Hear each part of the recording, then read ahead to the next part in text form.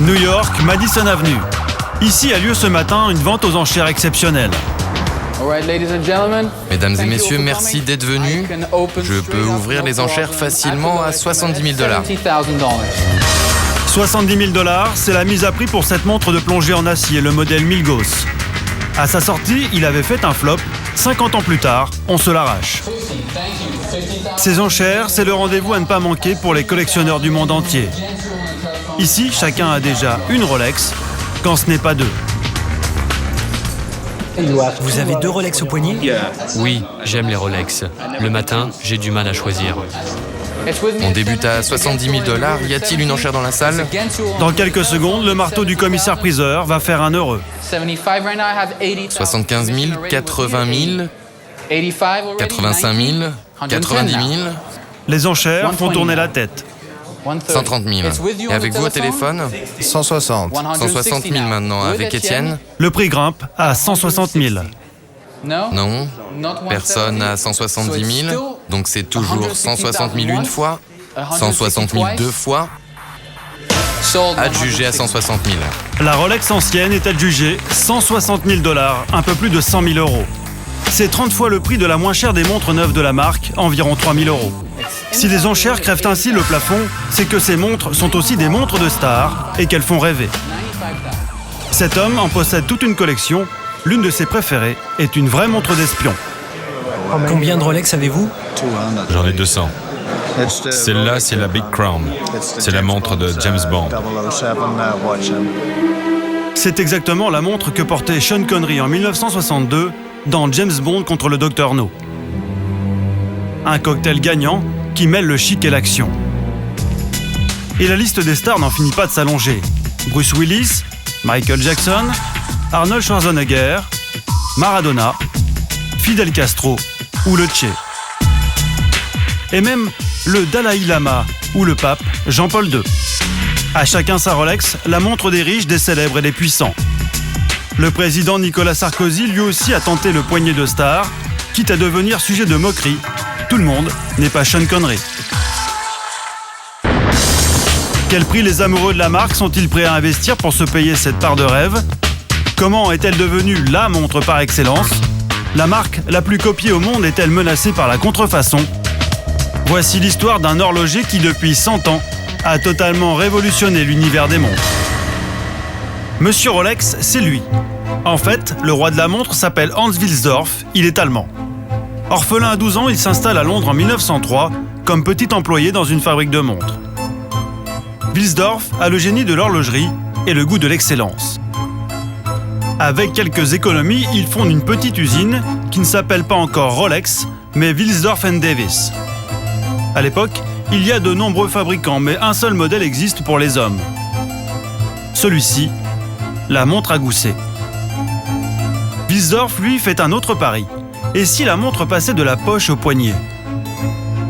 À ce jour, peu de fabricants ont osé le faire. L'histoire de Rolex, l'anglais James Dowling la connaît sur le bout des doigts. Pour ce spécialiste, proposer des montres bracelets aux hommes est une révolution au début du XXe siècle. Ce qu'il a décidé de faire, c'est de focaliser la production sur les montres bracelets. À l'époque, elles venaient tout juste de faire leur apparition, mais elles étaient réservées aux femmes. Aucun homme n'en portait. Un vrai homme portait une belle montre gousset avec une grosse chaîne. C'est un enterrement de première classe pour la montre de poche. La montre bracelet pour homme est un coup de tonnerre dans le monde de l'horlogerie. Et ce sont les coups de canon qui vont faire le reste. Puis, la guerre de 1914 démarre. C'est la première guerre de l'ère industrielle. Des milliers et des milliers de combattants font mouvement. Il est important de pouvoir synchroniser leurs actions. Dans les tranchées, il fait froid, il y a de la boue, de la poussière. Tout le monde porte des tuniques encombrantes. Il est donc difficile d'utiliser des montres gousset. Et des officiers adoptent alors la montre bracelet. Et plus personne ne peut dire que ce sont des montres réservées aux femmes. Des montres bracelets au poignet des poilus. Un coup de marketing inattendu. À l'époque, on parle encore de montre Wilsdorf, mais ça ne va pas durer. En pleine guerre, un nom germanique, c'est la faillite assurée. Wilsdorf rebaptise donc sa société. Elle s'appellera Rolex. Il choisit le terme Rolex à partir du mot rolling, roulant en anglais. Et ça donnait une idée de mouvement, et une montre c'est ça. Il a aussi choisi Rolex parce que c'était le moment où les compagnies devenaient internationales. Et beaucoup de compagnies choisissaient des noms brefs de 4 à 5 lettres qui ne voulaient rien dire, mais qui sonnaient de la même manière dans toutes les langues, comme Kodak par exemple. À l'issue de la Grande Guerre, une deuxième révolution technologique va permettre à Rolex de prendre une avance décisive sur ses concurrents. Cette révolution, James Dowling la porte au poignet. Je porte un prototype de Rolex Oyster de 1926. C'est une très belle montre qui se découvre élégamment quand la manche remonte. Elle n'est pas matu vue, elle n'est pas ostentatoire. Oyster, l'huître en anglais. C'est la première montre au monde à être complètement étanche. Brevetée en 1926, aujourd'hui encore, elle épate les spécialistes. Paris, 6e arrondissement. Antoine de Macedo connaît chaque rouage de cette Rolex étanche. Son magasin, c'est un peu la clinique des montres d'occasion. Pour lui, aucun autre boîtier n'est aussi résistant. C'est le fameux boîtier Oyster. Et c'est vraiment, de nos jours, certainement le meilleur système qui a été mis au point pour les montres étanches, évidemment. Je vais vous la mettre dans la machine. Cette machine est un simulateur de pression sous-marine. On va l'immerger. Une salle de torture pour les montres. À l'époque, dans les années 30, quand c'est sorti, chez les horlogers, il y avait un présentoir avec un aquarium. Et les montres étaient présentées en vitrine dans l'aquarium. Donc c'était quand même assez étonnant. Voilà, on la ressort. Il n'y a pas d'eau à l'intérieur, il n'y a pas de buée, donc la montre est étanche. Je vais vous montrer la même chose avec une montre qui n'est pas étanche. Là, on va mettre un peu de pression, vous voyez les bulles qui sortent. Donc la montre fuit de partout, là, à vrai dire. Donc, vous voyez. Une fois sortie de l'eau, le résultat est sans appel.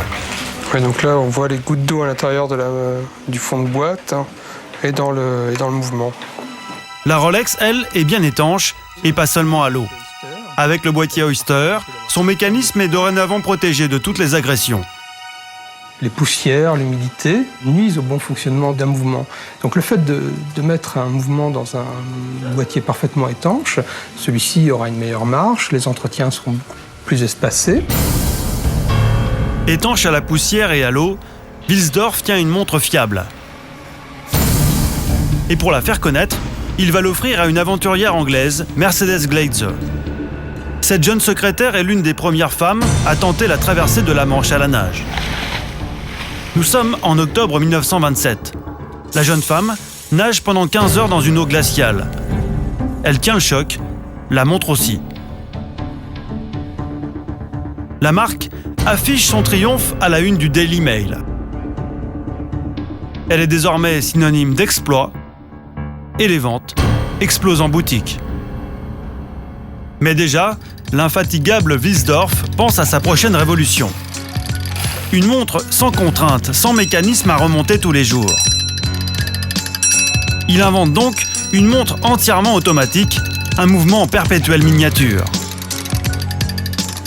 Voici la version géante. Le principe imaginé par Rolex est exactement le même.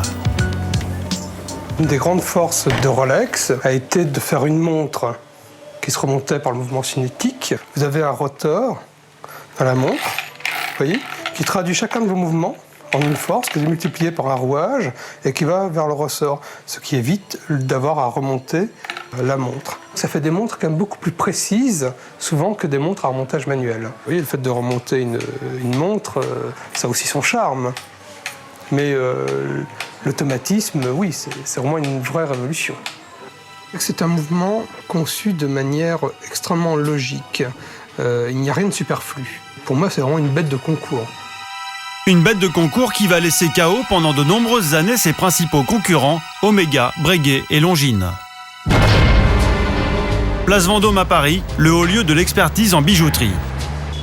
Jean-Claude Sabrier est un spécialiste international des montres anciennes. Pour lui, le génie de la marque suisse, c'est le brevet de la montre automatique. C'est comme cela qu'elle a tout verrouillé.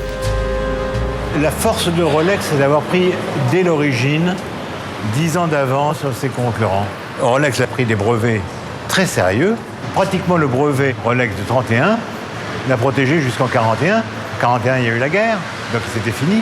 Il n'y a pas eu de possibilité de développement de ses concurrents. Omega n'a sorti ses premières montres à remontage automatique que dans les années 50. Rolex avait de toute façon une avance de 20 ans.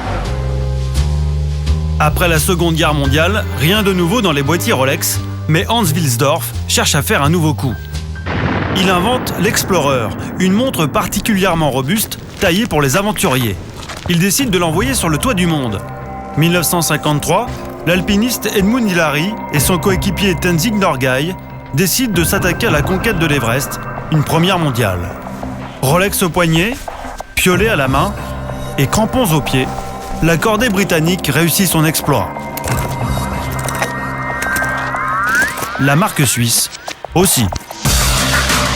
Le plus haut sommet du monde, l'Everest, est vaincu. Les habitants de Katmandou, capitale du Népal, ont fait un accueil triomphal à l'équipe victorieuse.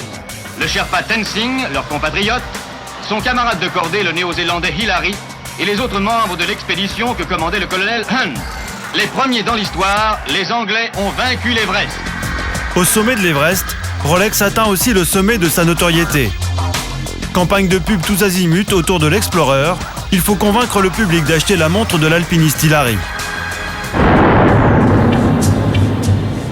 Pour le publicitaire Jacques Séguéla, ce coup de pub est un authentique coup de génie.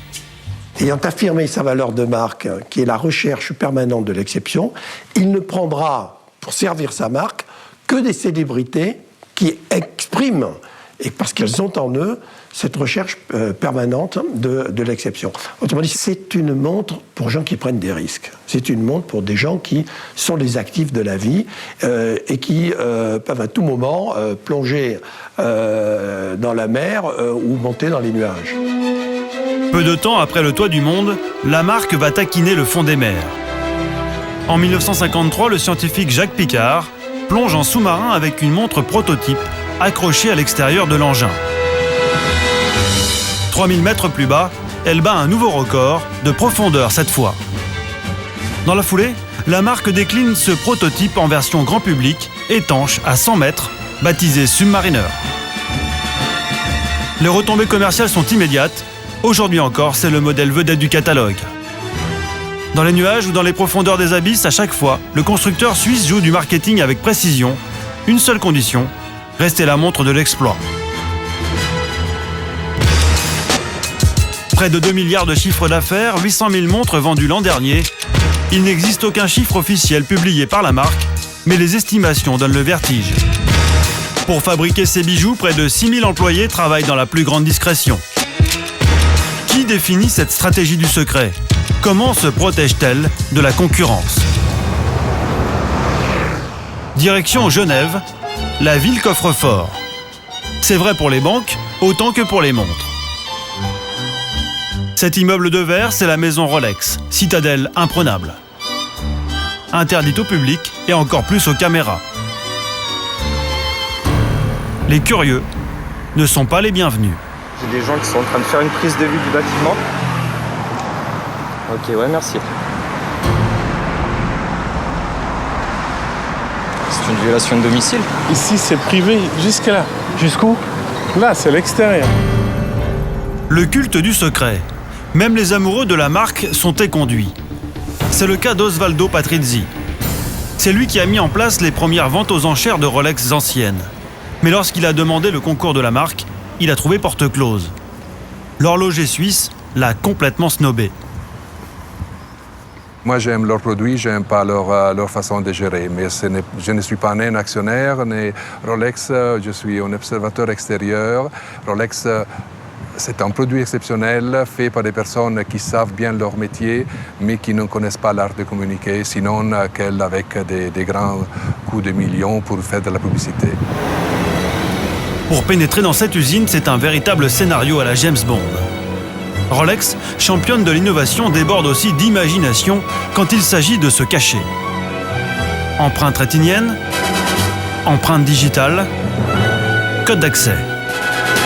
Des mesures de sécurité exceptionnelles pour cultiver le secret, mais aussi pour protéger un trésor. En effet, pour fabriquer ces montres, la marque suisse est le plus grand consommateur d'or après les États. Un empire et une fortune détenus par des propriétaires, eux aussi très mystérieux. Qui sont les détenteurs des actions Rolex? C'est une fondation, donc il n'y a pas un vrai patron, il y a des responsables. Donc, il y a la famille Henniger, après Wilsdorf, qui ont pris Rolex dans les mains et qui la gèrent. Sont eux les grands patrons aujourd'hui, mais ce n'est pas leur société. La société appartient à une fondation. Et là, je crois que Wilsdorf a bien vu. Cette fondation, la voici. Quelques bureaux dans un immeuble anonyme.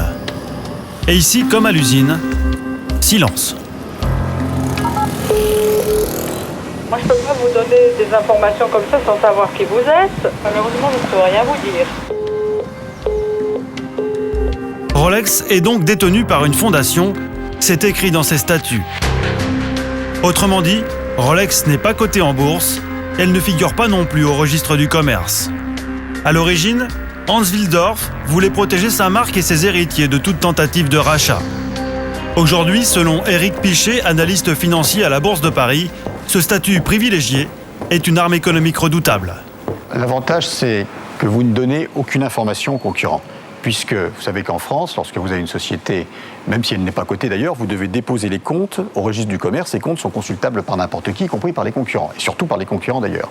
Le fait de ne donner aucune information, ni sur le chiffre d'affaires, ni sur le dividende, ni sur la stratégie, vous met totalement à l'abri des indiscrétions des concurrents. Et en revanche, vous pouvez consulter sans problème les données que les concurrents sont obligés, de par la législation suisse ou française, de donner tout simplement à leurs actionnaires. Ce sont des informations qui sont publiques. Donc vous disposez là d'un avantage comparatif par rapport aux autres. Vous ne dites rien sur vos affaires et vous pouvez regarder ce que font les autres. Malgré toutes ces embûches, une marque gagne du terrain et devient un concurrent menaçant. Elle est suisse elle aussi, c'est Omega. L'expert Jean-Claude Sabrier observe cette guerre entre les deux marques. Elle se joue jusqu'à la place Vendôme à Paris.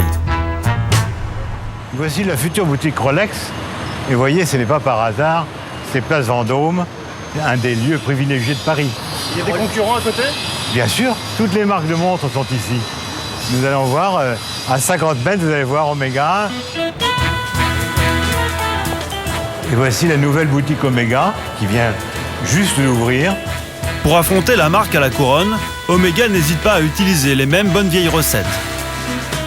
1957, comme Rolex, Omega crée sa montre de l'exploit, la Speedmaster.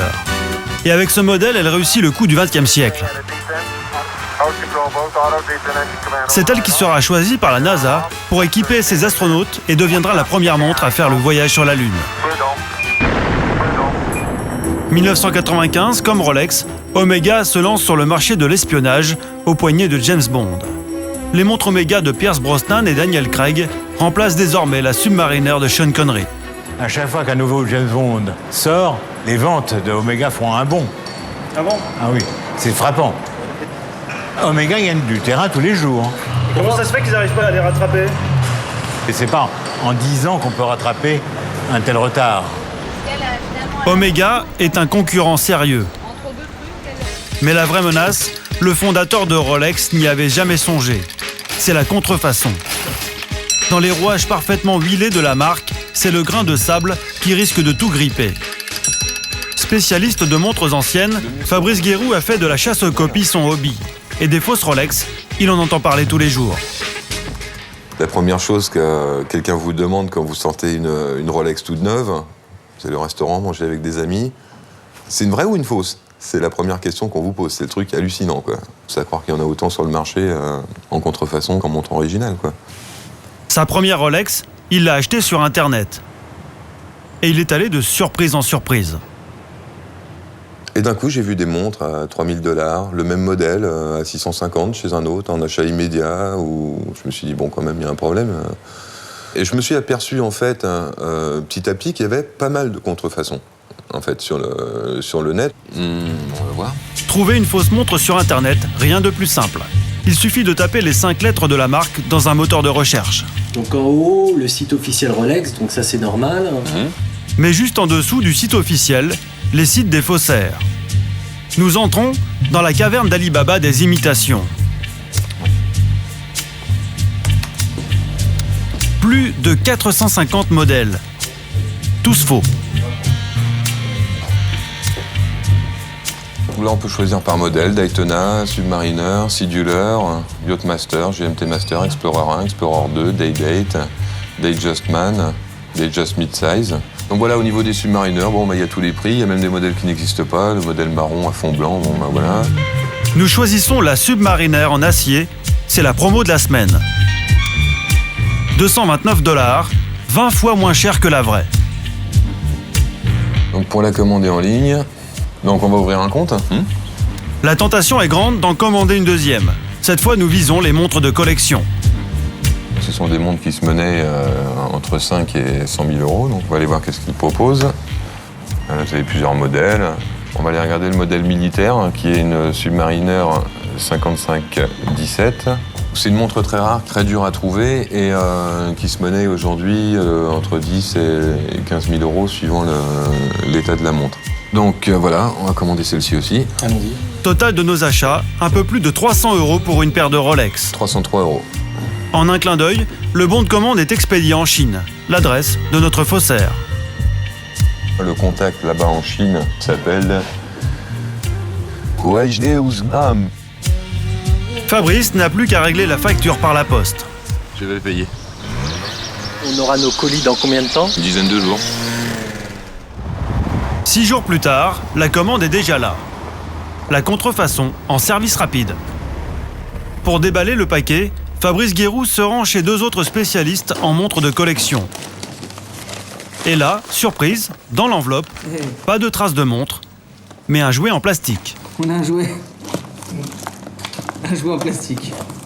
Ça sent l'escroquerie. Original. Un jouet en plastique, il va balancer. Tu y crois, toi? Mais le matou est un cheval de Troie. On fait tous les sons. Il n'a pas livré tous ses secrets. Ah oui, en fait, il faut appuyer sur une espèce de vis. Oh, c'est incroyable. Incroyable. À l'intérieur du jouet. Il y en a 2. Regarde. Ah ouais, 2 montres. C'est bien emballé. Hein. C'est ce que tu as commandé? Ah, et la militaire. Bah, l'apparence, c'est vraiment l'apparence d'une Rolex, quoi. Regarde-moi ça. Elle paraît aussi vraie qu'une vraie. C'est l'heure du grand comparatif. Fausse montre contre vraie Rolex.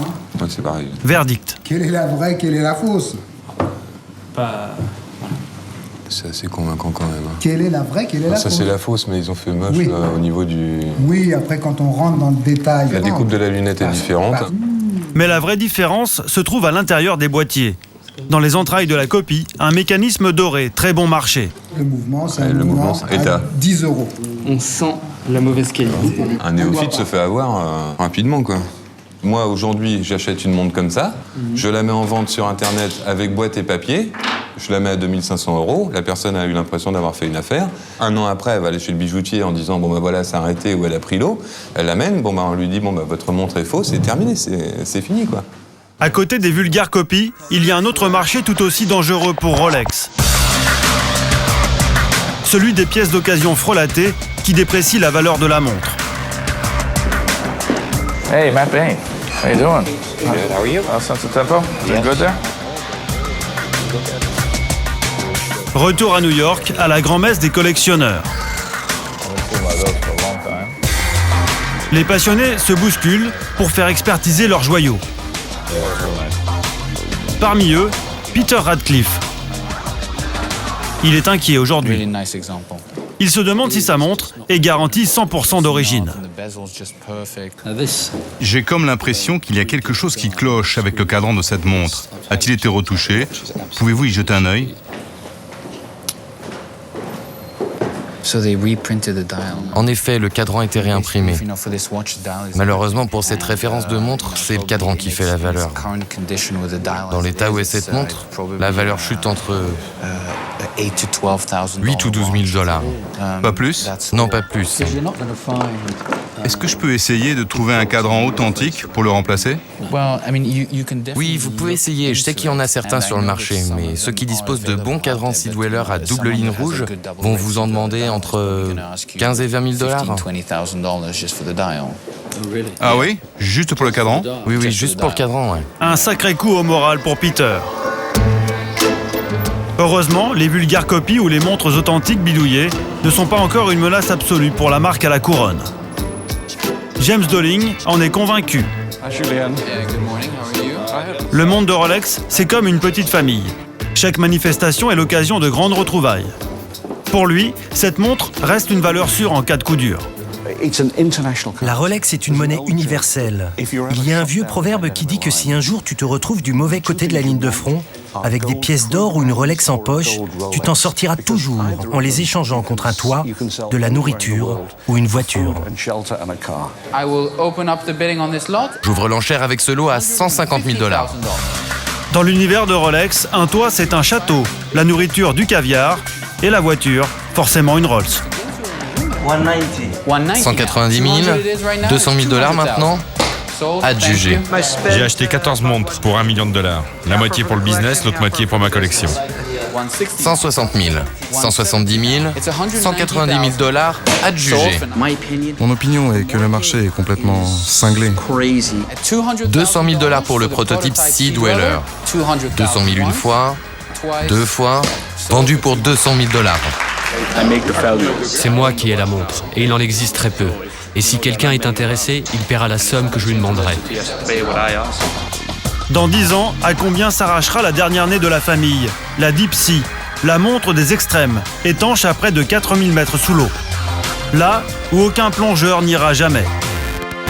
Mais peu importe, Rolex, c'est aussi du rêve, à plus de 7000 € pour ce modèle. Adjugé. Une vente aux enchères de la marque, c'est toujours le jackpot assuré. Près de 6 millions d'euros aujourd'hui, certainement beaucoup plus la prochaine fois. Car la valeur de certains modèles augmente de 5% par mois.